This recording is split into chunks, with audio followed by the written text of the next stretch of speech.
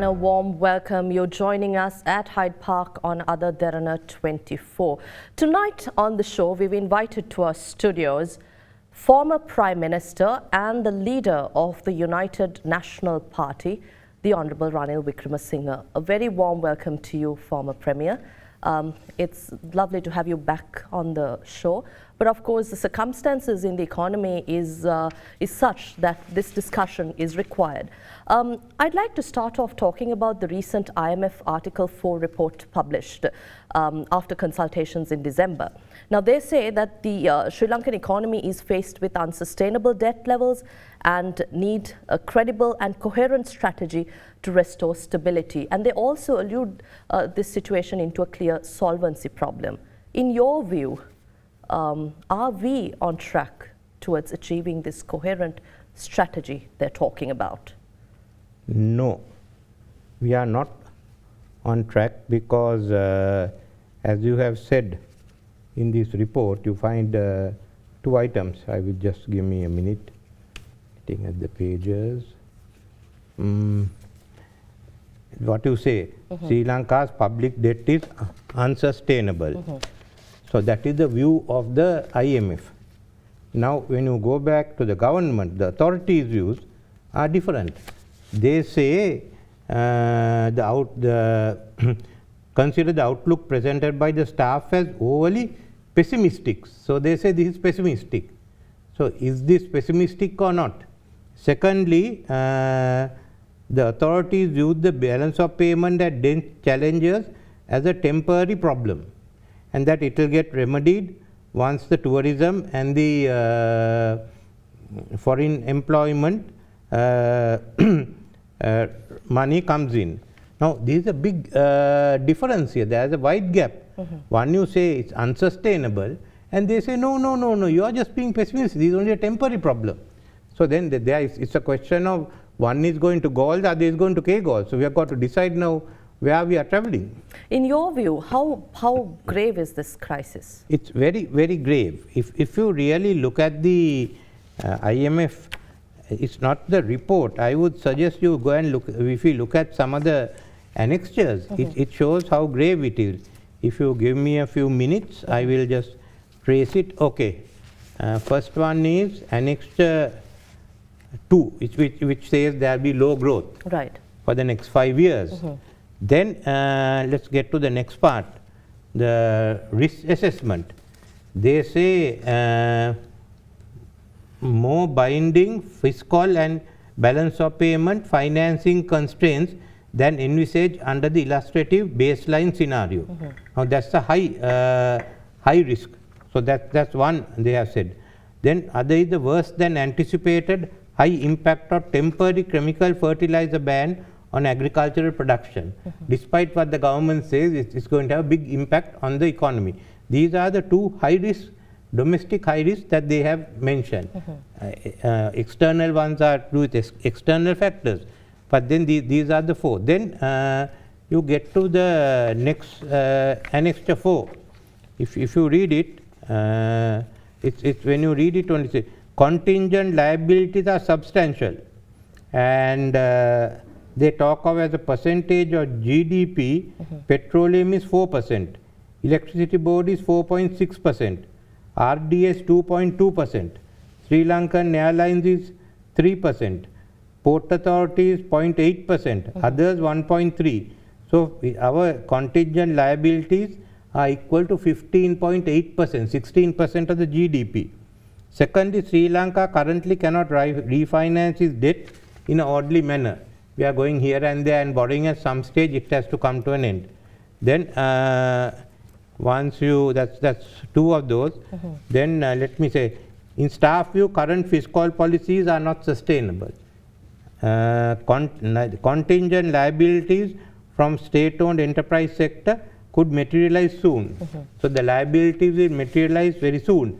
The debt trajectory is subject to large macroeconomic risk, and Sri Lanka's debt is unsustainable. So they've gone into the whole history of it. So if you go on like this, I don't think I need to read the rest of it.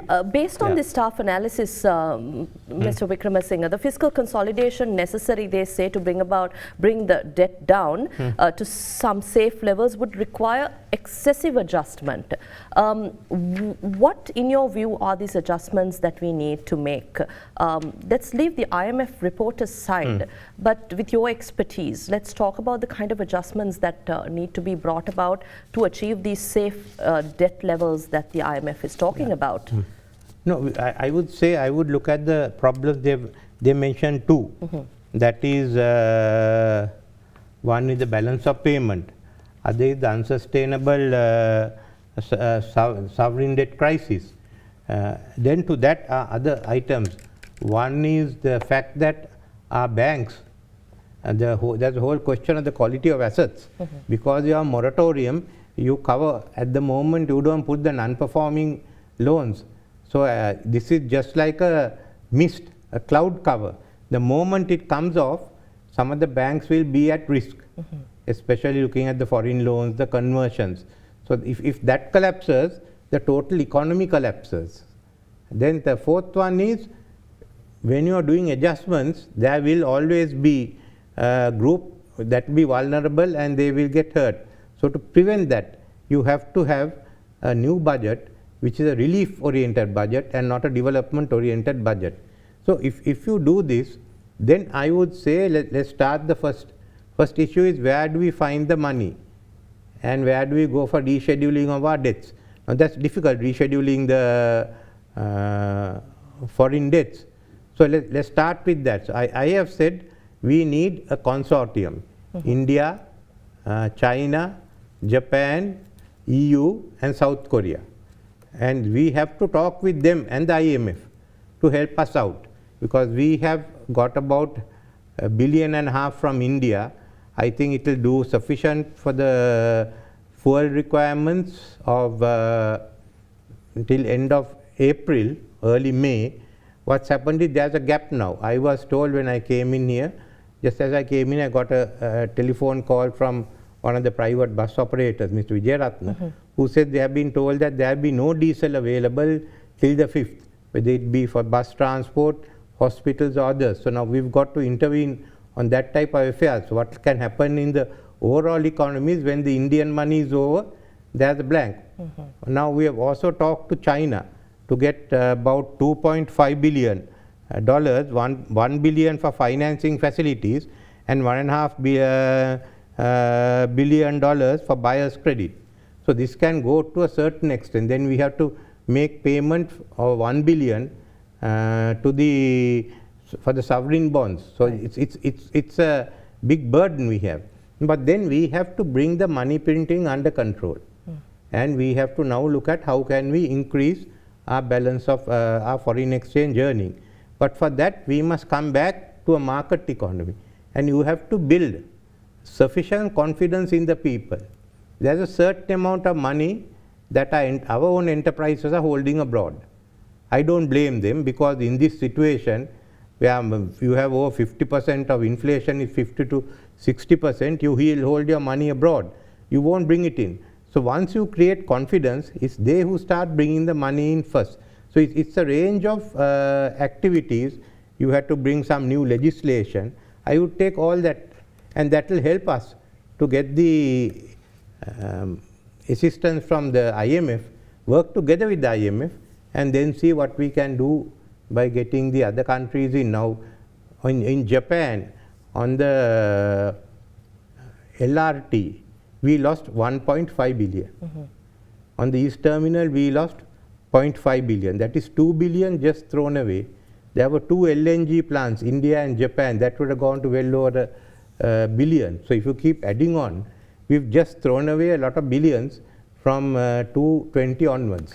You say relief over development now, but you haven't been a fan of relief-oriented economy. But now, is this sustainable for Sri Lanka when we are faced with a clear crisis where we see heavy money printing on one side and a forex dearth? At the same time, you suggest that we go in for relief measures for the people. No, because you need stability to carry out reforms. You can't have stability if people are have to take only 1 meal a day, or they are starving. But the reforms are structural reforms, and those are being enacted by the government. We change the laws, we decide that we'll open up, as they have said, you can't be cutting down on imports, restricting your debt, increasing your taxes. While you are doing that, so that will take the economy forward. You don't need anything else for development for the first 2 years. And as you get confidence, money will keep coming into Sri Lanka. Then what do you do to the people who are affected? If you have to give them relief, and they must take it off this budget. So what is development work we have is all concrete. No? All the unnecessary expenditure should be cut. I am not saying to reduce the budget. Cut the unnecessary expenditure and move it to relief. Even the IMF has said the vulnerable section should be looked after. For 2 years we should have a relief budget till the situation stabilizes. And relief is nothing new in difficult times. I think President Roosevelt started it with the New Deal in 1933. Relief has to be given for this instance, but after 2 years as it stabilizes, I think you need a new social safety net, because then you have to identify different categories. Now we say Samurdhi and everyone is covered, but we find many of the women-headed households don't get anything at all. So you have to have new criteria and then have a new social safety net operating.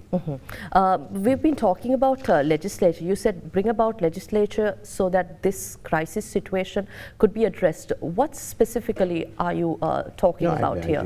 Even legislation was there, but it was not followed by the government. For instance, the Financial Management Responsibility Act 3 of 2003, which I brought in, benchmark some of the things that you have to do.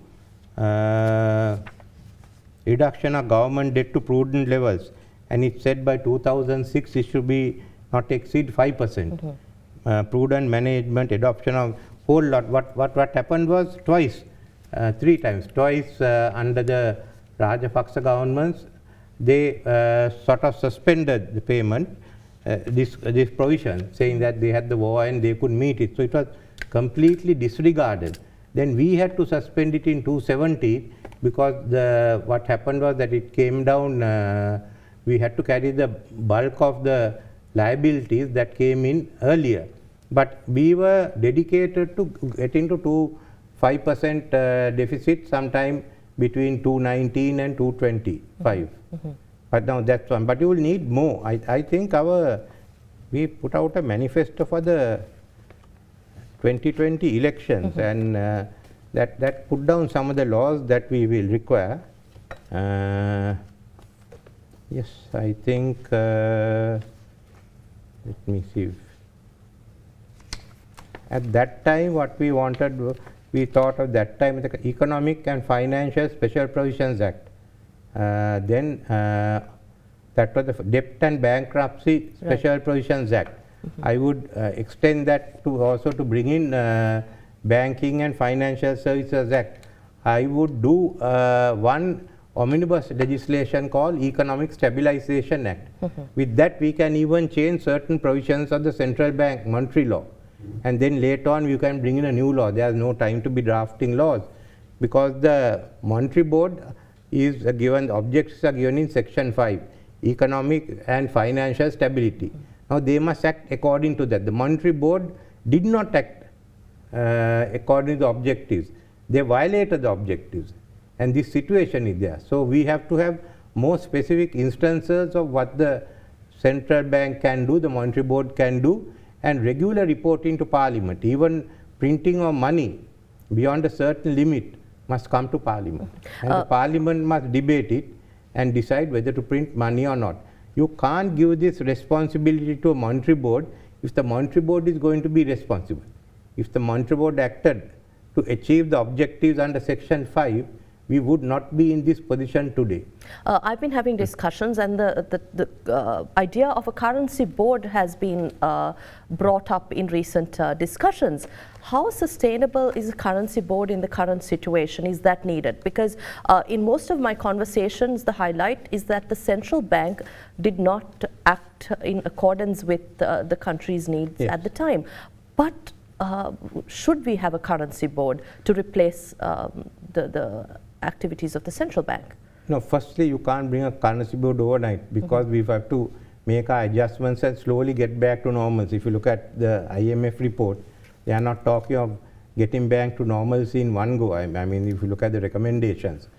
So at that time only you can decide on a currency board. But I feel we may not need a currency board, but some of those specific provisions of a currency board should be brought in. You must deny the monetary board the act to act as they please. In some countries, they say by a given year, there can't be, you must have a balanced budget. Some countries say 5, we must say within so many years 5%. No other movement is allowed. Then we can look at maybe the dollar or a basket of currencies on which you operate and give them a certain range. Beyond that, you must come to parliaments.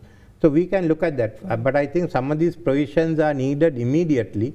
That's why I say Economic Stabilization Act will cover many aspects. You can suspend some of the provisions of the monetary law and bring these in, giving you time later to debate on it.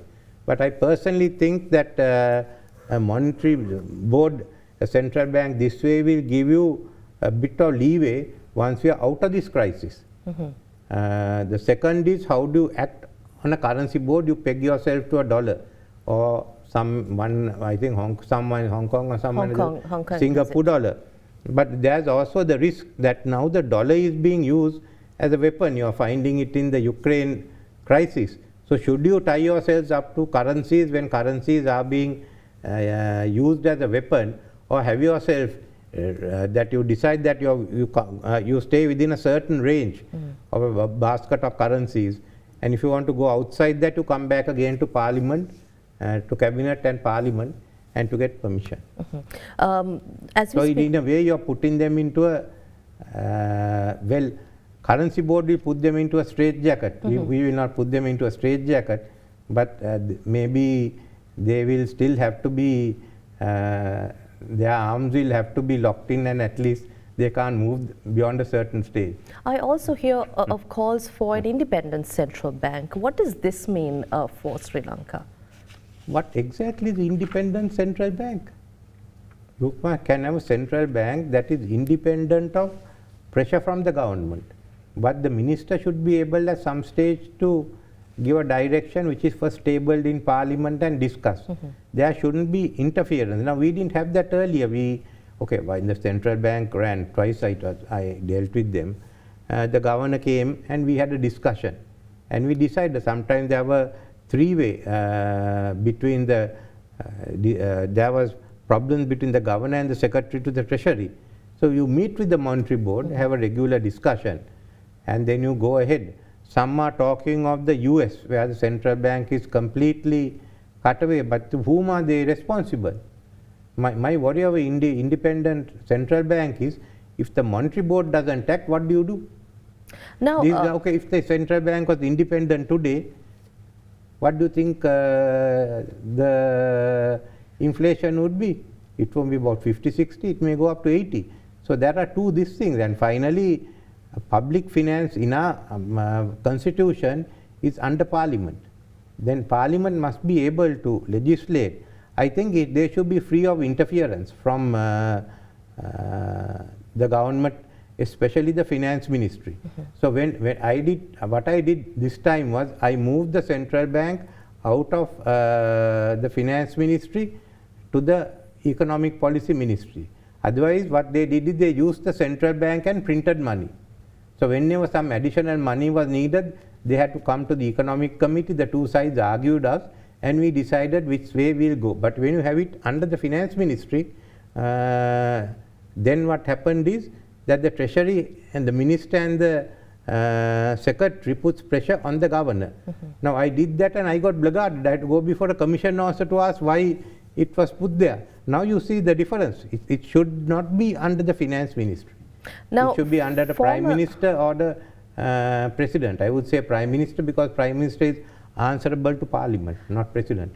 Former ministers Udaya Gammampila and Vimal Weerawansa claim that the Finance Minister Basil Rajapaksa is wholly responsible for this crisis. Do you think on the same lines, or do you think there is a deeper underlying issue in the economy, as claimed by certain other experts who say successive governments have pushed the country into this situation? So successive government, where does it start from? DSN. We had a strong economy. We gave money out to, lent money to UK and built the Galloya. We started the economy from the free market economy and built up Mahavali. So they must say which government and what. That is just too vague a statement. But there are differences in the difficulty in the economy. By the end of the war, the economy was totally destroyed, and we should have started anew. We didn't. So those issues are there, and those issues also have to be handled by the government. Now in our case, when we took over in 2015, we handled some of those. One was to have ensure surplus on the primary budget, which we did. So in this instance, I certainly say that they have ignored those underlying factors which IMF has pointed out. But then that is the responsibility of the government.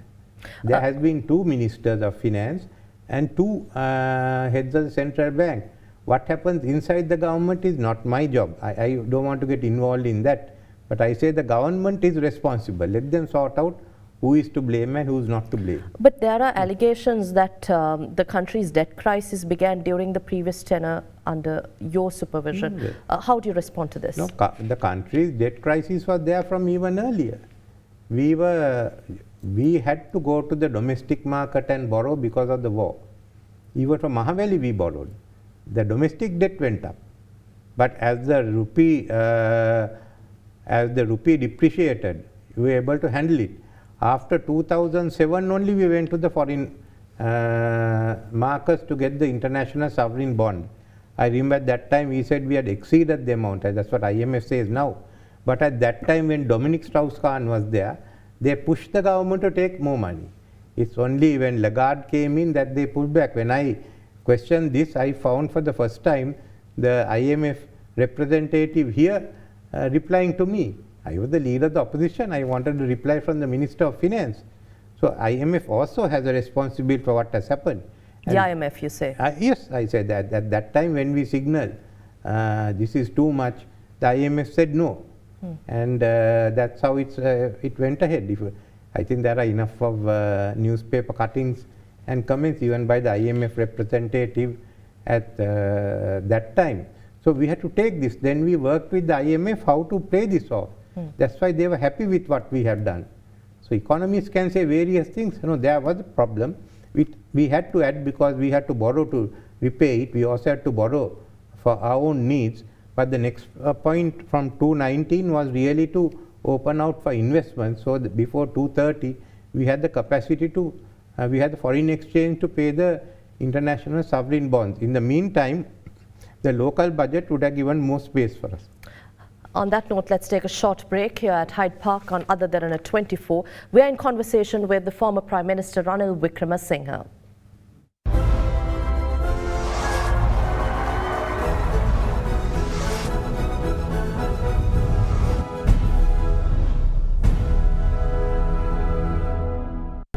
Welcome back. Mr. Wickremesinghe, the UNP, the party you've been leading for years now, has been at its lowest ebb after the last election and reduced to 1 parliamentary seat. What do you think in your, what is your view about this? How did the party come to this stage? Well, one was we had COVID. Second is the fact that the government, President Gotabaya Rajapaksa elected, so his group had to come into parliament. But third was the fact that the electorate was also not focusing on the issues that had to be remedied. But if I tell you our manifesto, sometimes we feel that we are sent off because we spoke the truth. We said we needed $7 billion. That's in 2020. will raise 6 billion utilizing assistance of the IMF and other financial sources. It was going to be 3 billion one year, 3 billion the next year. Then when that's out there, then we talked to the IFC private sector financing facilities, which are not fully used. The ADB US $20 billion COVID-19 response, none of those were used. We have not used the climate change money. So that's what happened. And then after the election, so we put this in. Why did we fail to do that? I don't know, but then we talked to the laws necessary. So everything and COVID, all this was down there. But the electorate decided that this was not what was needed. So we are down to one. Then the IMF made us, first year they gave us money for all countries for COVID. Then the second year, 2021, they had money available for support for the economy. Sri Lanka is the only country that didn't go there. Everyone else went and took the money. So if we had taken that money and started the reforms then, we didn't want to do the reforms. One of the good, one reason is when the IMF says in this report, IMF says to increase taxes, the VAT, income tax and others, they say no, we are not going to increase it. So then what But the government was looking at a homegrown solution. So how do you do homegrown? In the Hyde Park, you go and put some grass and throw some water on it, or what? You conducted a silent protest, a satyagraha against the government. Having just one seat in parliament, this was considered a notable opposition and protest to what the government mismanagement. At the same time, we saw the Samagi Janabalawega's protest, which was criticized for the way those protesters behaved. But what is the future of the UNP in Sri Lankan politics? No, UNP can get support now. You go in there. I think we are far more now than earlier. The protest we had was really calling for a what we call in Sinhala Jatika Ekatavaya, a national consensus on these issues. We took Hyde Park, and a lot of people came from on their own from Colombo and surrounding areas. We didn't want to bring a large crowd in. So we restricted the number of people who could come on buses. We told the people, no, don't do this. Once you do it here, you can then have satyagrahas in your own areas. So we restricted the number, but we wanted to send a message to everyone that we have to go above party politics. We are not talking having national governments, but we must come to an agreement on how to resolve the economic crisis. Thereafter, once we stabilize the economy, you can go for elections and people can put forward their solutions. But this is at the moment for us to get together and not to be disruptive. I don't think the people liked it that way. So we had a very peaceful session and we followed the Gandhian tradition.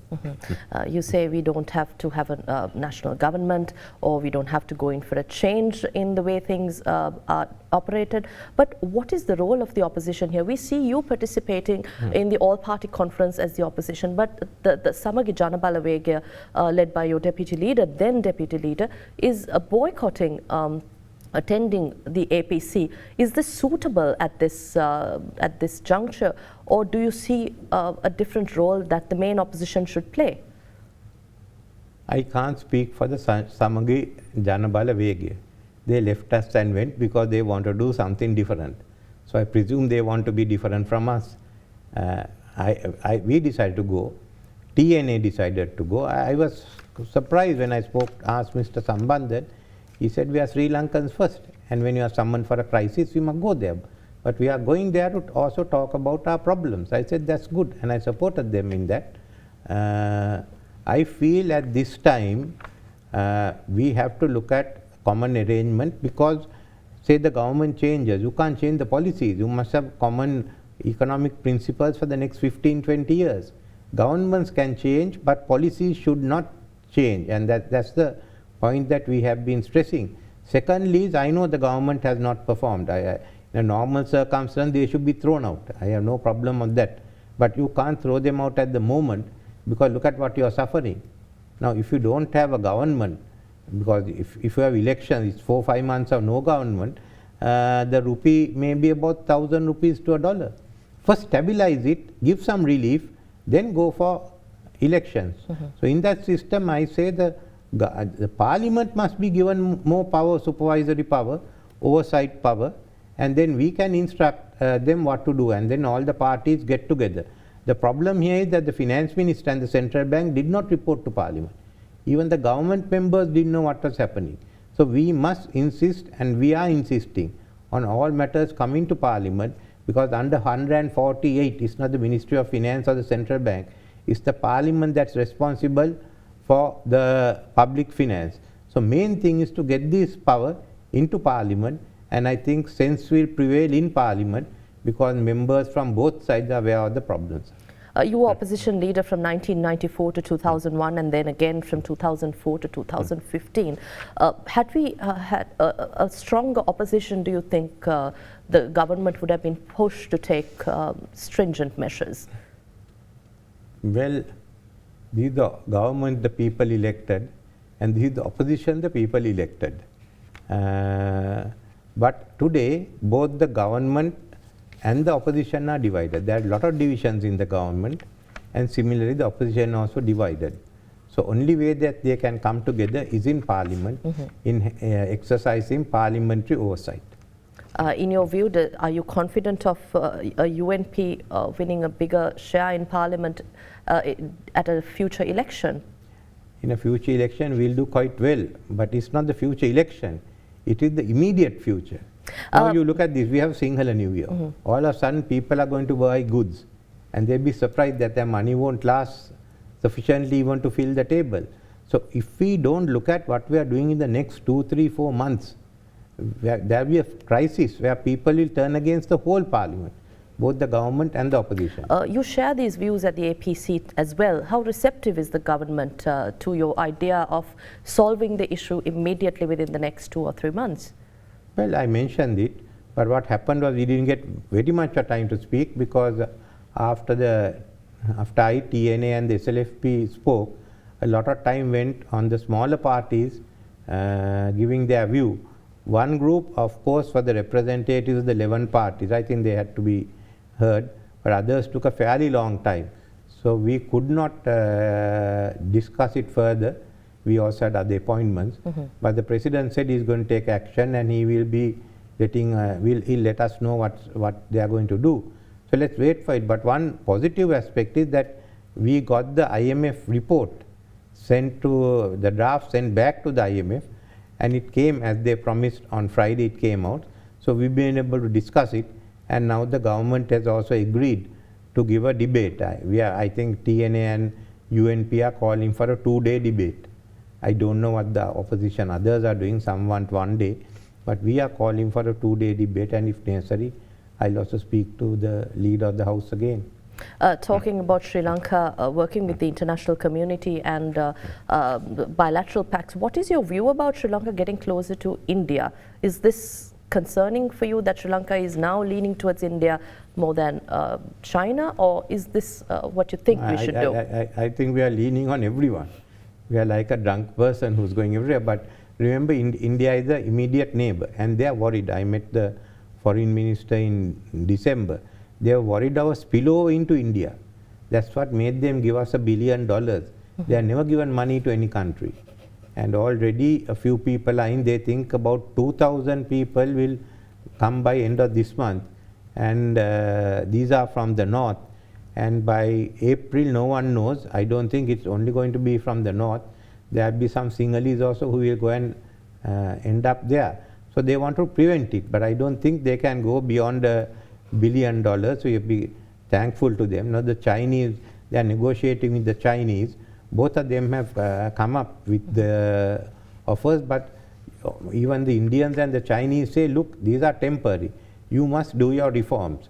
This is why I asked for a consortium of these two countries, Japan, EU, and South Korea, which could then will help us as we go along and do the reforms that we've agreed with the IMF.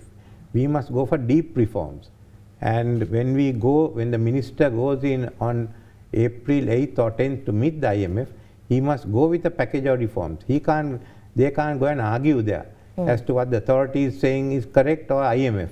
You take it, and that's why I'd like Parliament to have a look at what stand the government is going to take. We need not tell them on the details, because there is a division here. Government says everything is all right, this is temporary. Central Bank says that. While the IMF says no, this is a deep-seated issue, and which has really got worse. So we have to decide between those two before they go up to IMF. If you take the Central Bank, you just forget, don't waste your time going to USA. This government finally decided to go to the IMF, to work with the IMF, but you say have a plan before you go there. We have a plan. We always took a plan when we went there, and we knew the extent of reforms we could do, and we discussed with them. There is also a need for an international advisor when going in with an IMF program. Do you think we have the sufficient expertise here, or have you reached out to? No, I think for the IMF extended fund facility, we have the expertise here. I mean, we've been going so often. I would say that even the peons in the central bank should know what has to be done. But we have had no experience in rescheduling private debt. And we've really got to work that out. So we need to get international expertise, especially if we have to get on the legal side of how do you renegotiate debts. These are all contracts. Then you need the financial side.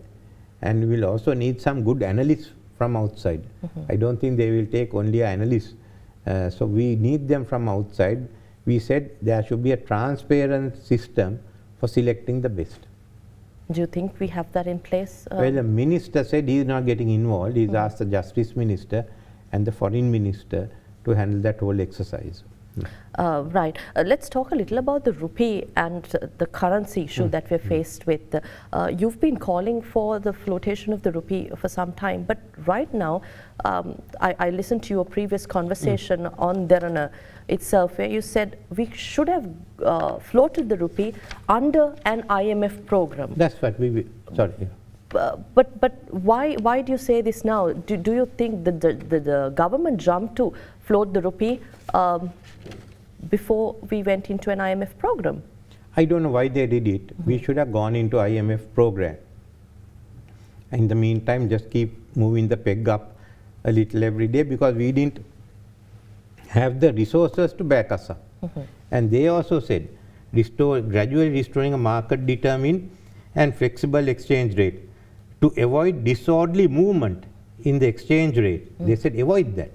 The transition, they're talking about transition, not immediate step, should be carefully sequenced and implemented as a part of a comprehensive macroeconomic adjustment package. Now you take 77, we had a full package of which the flexible exchange rate was one. We removed a lot of the restrictions, we took away the planned economy. Similarly, in 1989, we had a planned system of how to raise our revenue. Then the Janasavya privatization. We had another planned macroeconomic policy in 2002 when the economy, we had minus growth. Similarly, in 2015, we had a plan, and we adjusted accordingly because we had the backing for it. Now this time they took a step. They did it in one go, as you say, one step. But we didn't have the reserves, so people know we haven't got the reserves, so they're playing the black market. You can go to the, today I think, yesterday the black market rate was nearly 400 rupees. Where do you think the currency will end at this rate? That's why I want them to go quickly to the IMF, at least show that we have agreement. That will be the first sign that we are having some support. Then will that allow us to have the necessary confidence and instill confidence? I think it will be the first step in confidence. Secondly, try and move on the consortium. Those are things, and then show that you are not going to print money, that you have a program, and move quickly. If you don't move quickly, it will be really bad, and I am really worried of what will happen after June. If you get the Chinese assistance, if you don't, you are in a serious situation. It looks as if China will give something, but look, we can't be going from, we can't have a hand-to-mouth existence. We don't know from where this will come. How can private sector go on? What are they going to do? After the war, we've been talking about Sri Lanka being Asia's miracle, the hub for South Asia, whether it's logistics, port. But today we are in a foreign exchange crisis. Regardless of what we do, we will have to borrow and we will be in debt for years to come. How do we manage this situation going forward, apart from the immediate, the short to mid-term policy changes that you're calling for? In the long term, how do we fix this issue? We are the miracle of Asia. No one has done what we have done in ruining an economy. I think that gives us some special status. Everyone is surprised. No, you have to work on a policy framework. 2015, we brought a policy framework which you could open out and join the international economy, become a highly competitive economy. Now, you don't get that by putting words, miracle of Asia or hub of Asia, logistics. You are very good. They were good at using words and phrases, but they were not good at having results. So what we've done in the 5 years has just got wiped out. But this government also faced with issues emanating from the COVID pandemic and the Easter Sunday attack, and the tourism industry coming to standstill. I thought we were in power during the Easter Sunday attack, and by the time we left, tourism was swinging, and the whole economy. We went down in May, June, that area, but by November, the economy was back on the swing. So COVID, everyone faced it, but a lot of countries have come out of COVID. Bangladesh had COVID. Today, Bangladesh is lending to us. You can't hide behind COVID. That took place. The world economy went down in 2020 and 2021, but now people are recovering. I don't think I asked you this question, but we've all tried to look at where this problem originated. You can look at where the problem originated, but why don't you find where it's going? I mean, I will tell you my version, someone else, that's why I don't go to talk about it. Question is not where it operated. We are not doing a research into the economics. Some will say it started. As I said, no, we'll end up with Vijay. If he didn't come, none of these problems. But we have a crisis. What is the way forward? What have we got to do? We have a Sri Lankan habit of when you have a crisis, we start blaming who's responsible. So I'm not going into that. You asked me some things of what we did. Basically, we have a crisis, and how are we going to resolve it? We must have some ideas. If we say the government should go, then you must tell us what exactly you are going to do to the country. At the moment, everyone must have a program or a policy. That is what is important. It's not the past, it's the present. What's the future? Because you find thousands of people are leaving the country, a brain drain. You know, when you come back to normalcy, you just won't be able to recover because a lot of your middle management, your technical experts, all have gone. You are talking about tourism. How can you have tourism? How many chefs have gone? How many barmen have gone? All the experienced people are leaving. So you can have tourists coming back here, but you won't be able to give them the services. There are some out there who still believe that you are the country's best choice as opposition leader. How differently do you think you would have approached this crisis? You spoke about what we need to do, from legislation to having a consortium to bringing in certain policy changes. For years, again, we've been talking about stable and consistent policy, but no government was sufficiently able to bring in policies that stand for long. But how differently would you have if you were leading this government? If policies don't stand for long, it's because the next government has changed it. What would I have done? Well, what we are going to do is in the manifesto, but we didn't get a mandate for it. Only the UNPS voted for us, and we had one member.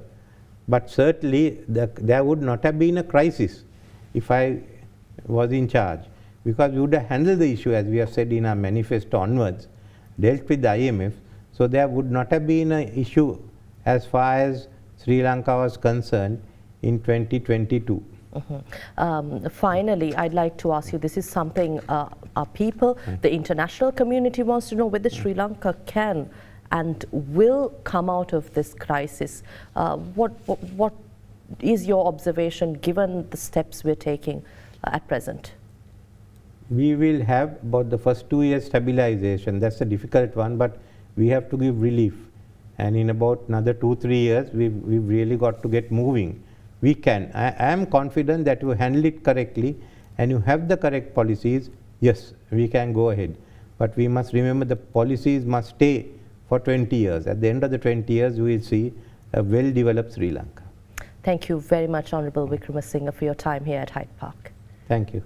We had with us the former Prime Minister of Sri Lanka and the leader of the United National Party, the Honourable Ranil Wickremesinghe, joining us at Hyde Park on AdaDerana tonight.